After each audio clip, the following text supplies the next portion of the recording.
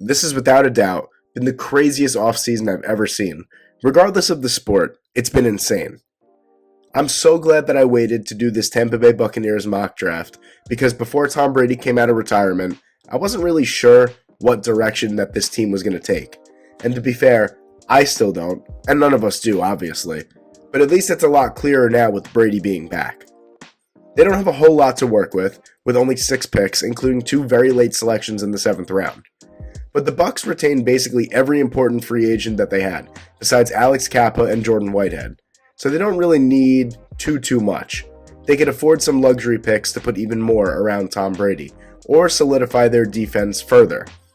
So without further ado, here's my full 7-round 2022 Tampa Bay Buccaneers mock draft. And before we get into it, I apologize for the way that my voice sounds. I haven't been feeling very well the past week or so have a good laugh. With the Bucs' first pick in this draft at number 27 overall, I have them taking Zion Johnson, guard from Boston College. Zion Johnson is one of, if not the most technically sound interior offensive lineman in this draft class. Johnson is a smart and physical blocker with consistent technique. He plays within himself and is rarely caught with poor posture or poor control of his frame. To me, Johnson is better in pass protection than he is in run blocking. But that's saying a lot because Johnson is well above average in run blocking and is more than athletic enough and comfortable enough operating in space. The Buccaneers can plug Johnson into the left side of their offensive line and have arguably one of the best offensive lines in all of football. With the Bucs' next pick at number 60 overall, I have them taking Logan Hall, edge rusher from Houston.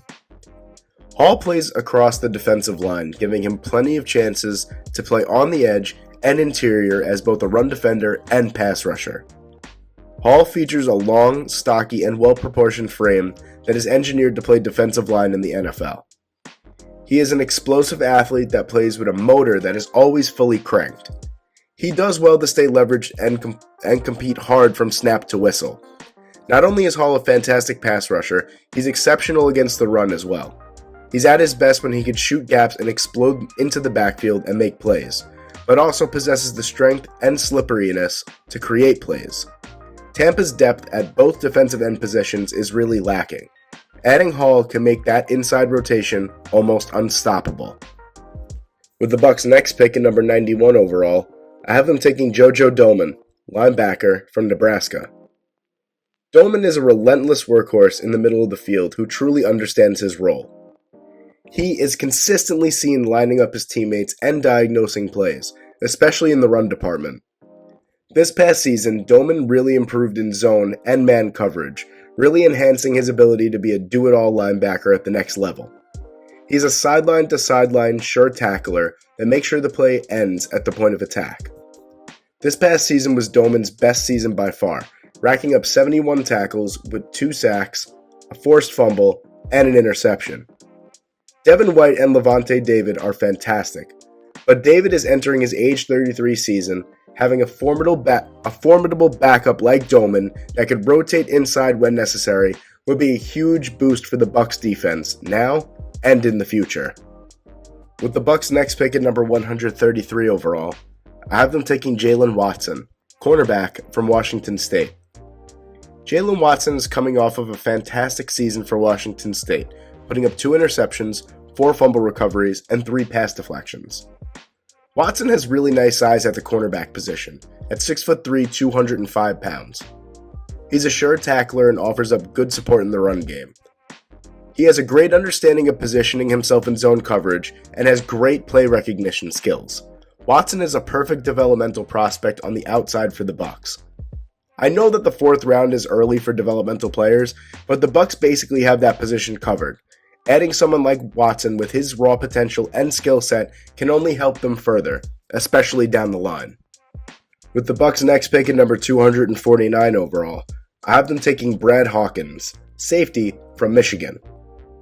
As a 3-year starter at the strong safety position for Michigan, Hawkins showed some real flashes as a playmaker, especially defending the run.